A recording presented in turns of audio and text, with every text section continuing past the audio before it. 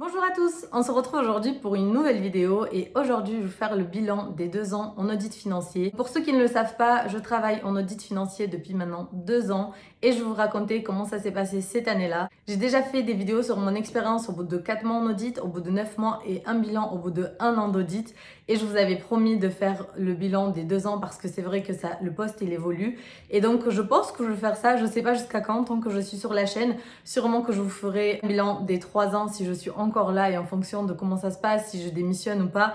Bref, je vous raconterai tout ça au fur et à mesure et je vais essayer de vous faire un petit peu plus de vidéos sur l'audit financier cette année parce que c'est vraiment ce style de vidéo que vous m'avez le plus demandé, donc je vais essayer de vous faire ça.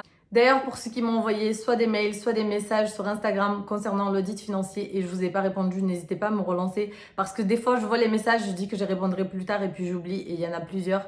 Et voilà, donc n'hésitez pas à me relancer pour ceux qui veulent candidater, etc. ou que vous m'envoyez vos CV, n'hésitez pas à me redire tout ça. Je vais faire en sorte de répondre à tout le monde. Si vous n'avez pas regardé le bilan des 1 an, je vous conseille d'aller la voir parce que je dis pas mal des choses, je donne pas mal d'informations concernant la notation, etc. Je ne sais pas si je vais reprendre dans cette vidéo tous ces éléments. En tout cas, vous savez qu'il y a aussi des informations dans mes précédentes vidéos. Donc cette année, j'ai passé mon année en audit financier en tant que junior 2, donc j'avais passé le grade.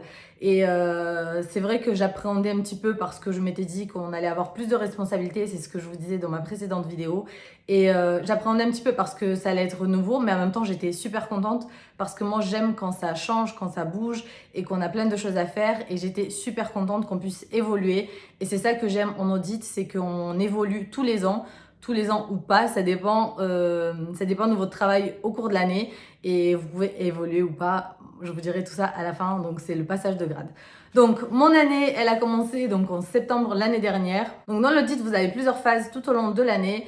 Vous commencez par l'approche en septembre, l'intérim, puis les phases finaux, l'audit final, à partir de janvier en fonction des dates de clôture des sociétés, mais la plupart du temps, les dates de clôture sont au 31/12 de l'année en question. Vous avez quelques particularités, vous avez des trimestriels, des semestriels, etc. Donc là, c'est vraiment, ce sont des entreprises plus particulières, mais on va faire une généralité et la plupart du temps, les audits se clôturent au 31/12 de l'année. Je ne sais pas trop tous les éléments que je vais évoquer là-dedans, mais je vais surtout parler de la différence entre Junior 1 et Junior 2, la charge de travail et les responsabilités qu'on a eues en plus. Et à la fin, je vous dirai mon ressenti concernant mon expérience. Donc, concernant la charge de travail en Junior 2, c'est vrai qu'elle augmente, mais elle est vraiment croissante. Elle n'arrive pas tout de suite. D'un coup, vous avez une charge de travail beaucoup plus importante en Junior 2 comparé à Junior 1. Non, c'est vraiment croissant. C'est au fur et à mesure et on vous donne du travail en fonction de comment vous aussi vous réagissez à ce qu'on vous donne à faire. Par exemple, il peut y avoir des différences entre des juniors en fonction de ce qu'eux ils sont capables de faire. Donc, il y en a qui vont faire plus, il y en a qui vont faire moins. Voilà. Donc c'est vrai que la charge de travail elle est plus importante, mais comme je vous ai dit, on a pris un grade en plus, donc forcément on va attendre un petit peu plus de vous. Je vous disais dans ma précédente vidéo qu'en Junior 2, vous commencez déjà à former les nouveaux arrivants, donc les Junior 1 et aussi les stagiaires qui arrivent à partir de janvier. Donc vous les encadrez et c'est vrai que cette année j'ai eu l'occasion d'encadrer plusieurs juniors et stagiaires. J'étais super contente parce que ça m'apprend moi aussi à enseigner mes connaissances et je pense que c'est ce qui est le plus compliqué pour moi, c'est essayer d'expliquer ce que j'ai appris dans ma tête. C'est le plus compliqué. Je trouve que c'est difficile de mettre dans l'ordre tout ce qu'on a dans la tête pour faire bien comprendre le travail à quelqu'un d'autre. Enfin, voilà. Et moi, de base, c'était un exercice que je trouvais compliqué. Et au final, j'ai vraiment apprécié transmettre mes connaissances. Et je suis vraiment toujours à l'écoute des personnes qui ont besoin de moi. Vous avez un petit peu plus de charge de travail parce que vous évoluez aussi dans les cycles de travail. Si vous n'avez pas les termes que je vous dis, n'hésitez pas à me dire en commentaire parce que pour moi, là, si vous regardez cette vidéo, c'est que vous avez un minimum de connaissances sur l'audit. Donc, on va aussi attendre un petit peu plus de vous concernant les cycles de travail. Vous n'allez pas réaliser exactement les mêmes cycles de travail qu'en Junior 1. Là, on va vous donner des cycles de travail qui sont un peu plus complexes. Et moi, je trouve ça bien parce que la première année, on nous prépare vraiment petit à petit. Et si vous avez la chance de faire la plupart des cycles de travail, vous arrivez en Junior 2 avec pas mal de connaissances. Je pense que c'est ce qui est le mieux. Après, ça dépend vraiment en fonction des missions sur lesquelles vous allez tomber.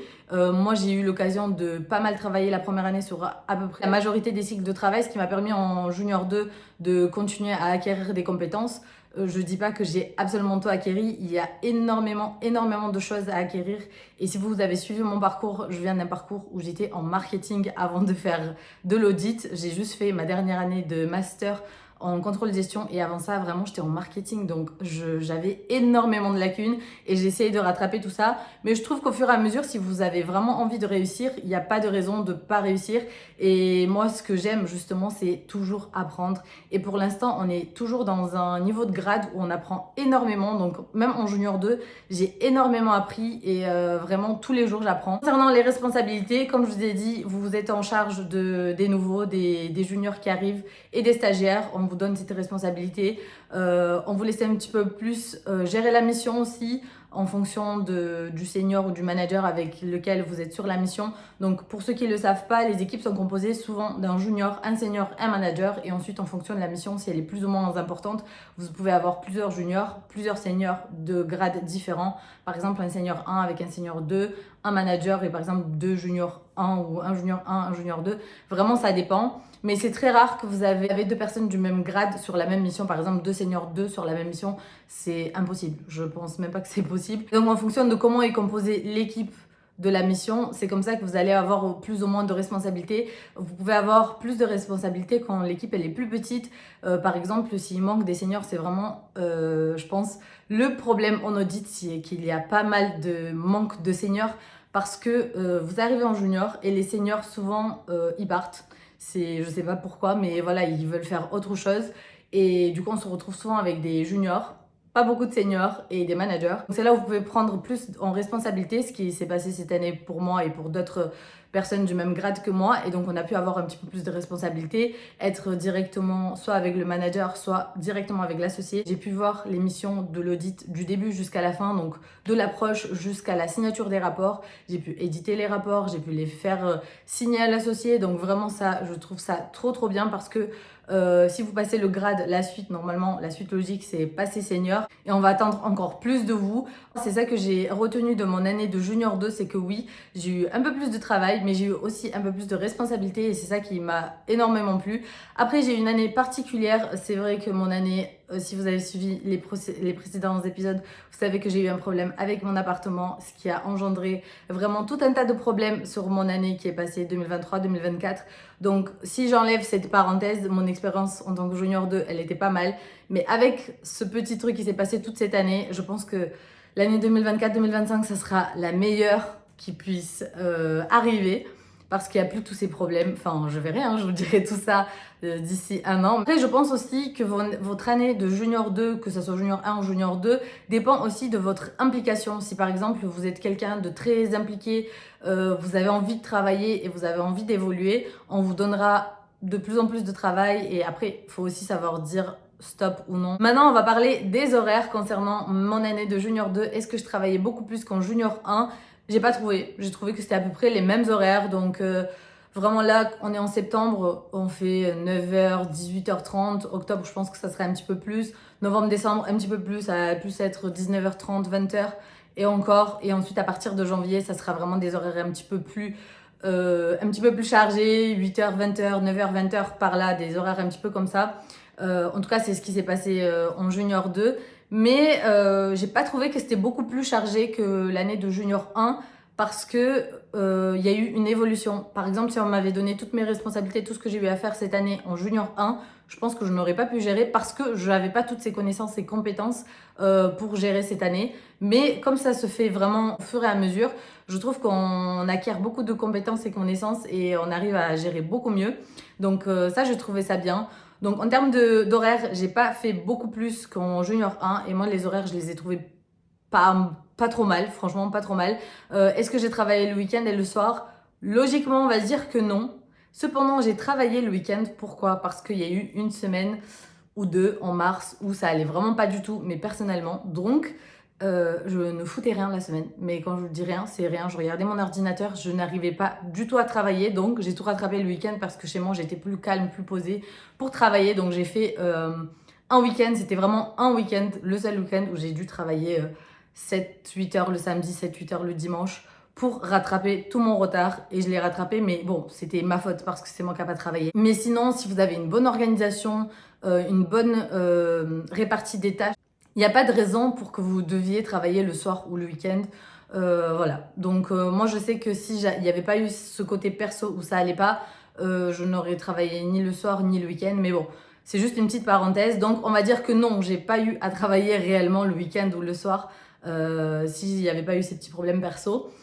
Donc voilà, les horaires, j'ai pas trouvé que ça a changé en junior 1, junior 2. Donc encore une fois, ça dépend aussi de votre implication, de votre organisation. Il y a des personnes qui prennent plus de temps de pause, donc forcément ils vont mettre un petit peu plus de temps pour faire leurs tâches. Voilà, ça dépend vraiment de tout en chacun et de son organisation. Je sais que je vous ai promis aussi une vidéo sur l'organisation en audit. Je vais vous faire ça parce que vraiment c'est ce qui m'aide, à moi en tout cas. C'est mon organisation qui m'aide à avoir des bons horaires et pas passer tout mon temps au travail. Je suis quelqu'un, j'aime trop mon travail, vraiment j'aime trop ce que je fais, mais j'aime trop ma vie en dehors et j'aime trop pouvoir faire plein de choses en dehors du travail. Il y a des personnes qui se donnent pour le travail et moi j'aime faire le travail quand c'est le travail et j'aime ma vie en dehors du travail. Donc voilà. Alors, mon ressenti pour cette deuxième année, comme je l'ai dit, il y a eu un petit passage où ça allait pas trop dans ma vie personnelle. Du coup, ça a un petit peu impacté mon travail. J'aurais préféré que ça l'impacte pas, mais bon, vous savez, des fois, on peut pas faire tout le temps semblant, même si j'essaye le plus possible de faire semblant et pas ramener mes problèmes au travail. En tout cas, c'est du passé et je pense vraiment que votre année peut changer en fonction de comment vous-même vous vous sentez. Parce que si vous venez avec un état d'esprit super négatif, franchement, votre année, elle va mal se passer. Évidemment, si vous venez déjà dégoûté des horaires que vous allez faire, dégoûté du travail que vous allez faire, bah forcément, votre année, elle va être pourrie. Donc, si vous êtes positif, je pense que ça apporte quelque chose de positif dans votre année. Et si j'avais fait cette vidéo il y a quelques mois auparavant, j'étais vraiment, j'allais pas bien et je vous aurais peut-être dit d'autres choses. J'aurais été, je sais pas, plus énervée, j'aurais dit des choses peut-être plus négatives. Mais comme je vais très bien, je me sens très bien, j'ai passé un très bon été, bah, du coup, la vision des choses, elle évolue et elle change. Donc c'est pour ça, c'est vrai que j'ai passé une année un peu compliquée. Mais la finalité de la chose, c'est que au final, ben, j'en suis contente. Je sais pas si je suis contente maintenant parce que j'ai repris ou si j'étais contente à la fin de mon année. Non, j'étais pas très contente en juillet. J'étais pas très contente, c'est vrai. C'est vrai qu'il y avait le passage de grade, c'était un petit peu stressant. Ensuite, justement, il y a le passage de grade. Donc, il y avait le passage de grade entre junior 2 et senior 1. Là, encore une fois, ça dépend de votre travail, de votre implication. Si vous avez acquis toutes les connaissances et compétences nécessaires pour être senior 1, c'est vrai qu'en senior 1, déjà, le travail, il évolue, il change. Vous allez être plus responsable de la mission, vous allez préparer la mission, encadrer les équipes, parler avec le client beaucoup plus souvent, même si moi, je le faisais déjà et plein d'autres personnes du même grade que moi le faisaient, mais je parle vraiment en mon nom. Je faisais déjà ça, je parlais déjà avec le client, je prenais contact avec le client pour organiser la mission, etc.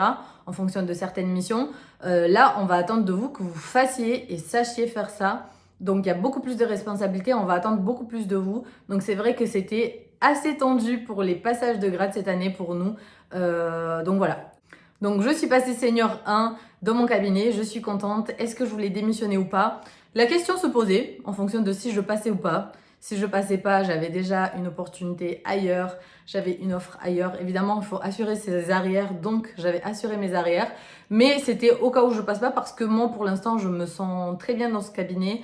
J'ai envie de continuer dans ce cabinet et voilà, donc on va voir. Je pense qu'on a dit qu'il faut prendre année par année. Donc moi, pour l'instant, c'est vrai que je me sens bien dans le cabinet où je suis. Mais en fonction de si vous passez ou pas, c'est pas qu'on vous vire, mais forcément, si vous passez pas, c'est que vous n'avez pas suffisamment acquis de compétences nécessaires et qu'on va un peu vous dire, bon ben, faudrait peut-être partir. Donc moi, j'avais pas envie de me retrouver dans cette situation et j'avais assuré mes arrières en ayant une offre ailleurs.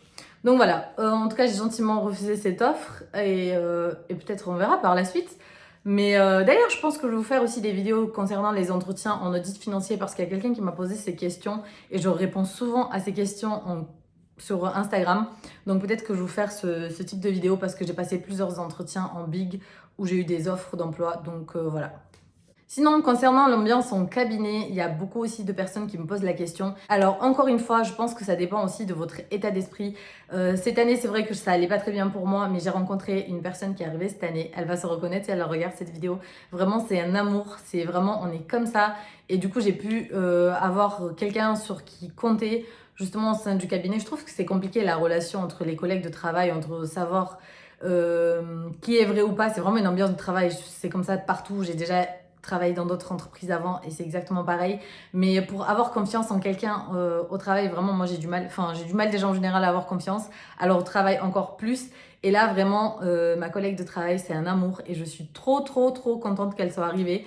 Donc elle est arrivée depuis 1 an. Du coup, je suis vraiment trop contente. Je sais que je peux compter sur elle. Et du coup, dès que je la vois, ben, je suis contente et on est contentes toutes les deux. Donc ça, c'est cool. Et encore une fois, ça dépend vraiment de tout un chacun. Il y en a qui vont trouver que l'ambiance, elle est pas bonne et d'autres qui vont trouver que l'ambiance, elle est bonne. Moi, là, je suis revenue après 6 semaines de vacances. Je sais pas si vous me suivez sur Instagram, mais n'hésitez pas, j'étais en Australie et vraiment, c'était trop bien. Je suis revenue, je suis en pleine forme. Alors qu'il y en a qui sont revenus, ils sont déjà dépités. Mais franchement, quand je les vois dépités comme ça, je me dis, mais alors, je sais pas, soyez joyeux, je sais pas, on reprend le travail. Je sais pas, enfin c'est comme ça, c'est la vie, il faut travailler en fait. Je préfère être de bonne humeur parce que je sais que si j'arrive de bonne humeur, je vais avoir envie de travailler, ça va donner des ondes positives. Et puis je sais pas, voilà, ça rapporte quelque chose. Et voilà, je pense que l'ambiance dans un cabinet dépend aussi de vous. Après, je pars aussi du principe que s'il y a quelque chose qui vous convient pas dans un cabinet ou dans un autre ou dans une entreprise, bah, il faut pas rester, il faut partir si les choses vous conviennent pas. Voilà, moi j'ai quitté plusieurs, enfin c'était mes alternances, mais on m'a toujours proposé de rester et je ne suis jamais restée parce que j'avais envie d'autre chose. Et là pour l'instant j'ai trouvé quelque chose qui me convient. Je dis pas que ça a toujours été facile parce que parfois il y a eu des périodes où c'était pas non plus hyper joyeux et c'était un petit peu plus compliqué. Mais au final je retiens que le positif de cette expérience pour l'instant et non je démissionne pas du coup. Je vais passer cette année dans mon cabinet actuel.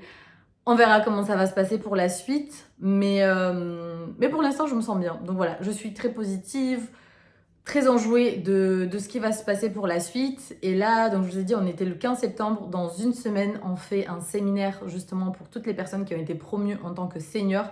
J'ai trop hâte. On a un thème, vraiment, n'hésitez pas à me suivre sur Instagram parce que le thème, il est à mourir de rire. Je mettrai des photos.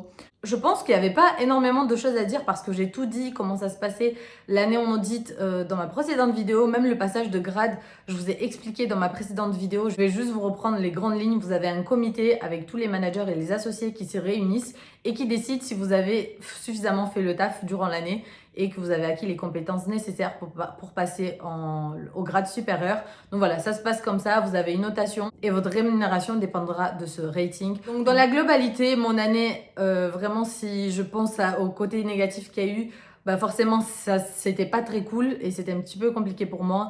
Mais sinon je garde le côté positif sur le fait que j'ai énormément appris, énormément évolué, que ça m'a permis de passer le grade au niveau supérieur. On se retrouve l'année prochaine pour le bilan des 3 ans en audit financier, voir si je suis toujours là ou pas. Et sinon pour la suite, ben, n'hésitez pas à me suivre. Je vais essayer de vous faire des vidéos tout au long de l'année. Je vais essayer également de faire des petites vidéos, des petits formats sur TikTok. N'hésitez pas à aller me suivre, je me lance sur TikTok également. Et sinon pour le reste de la vie quotidienne, mes looks du travail, etc., c'est sur Instagram que ça se passe. Donc voilà, s'il y a des choses sur lesquelles vous posez encore des questions concernant l'année de Junior 1 et l'année de Junior 2, n'hésitez pas à me poser ces questions en commentaire, par mail ou sur Instagram et je serai ravie de vous répondre. Donc cette vidéo elle est terminée et on se retrouve très vite pour une prochaine vidéo. Bye bye!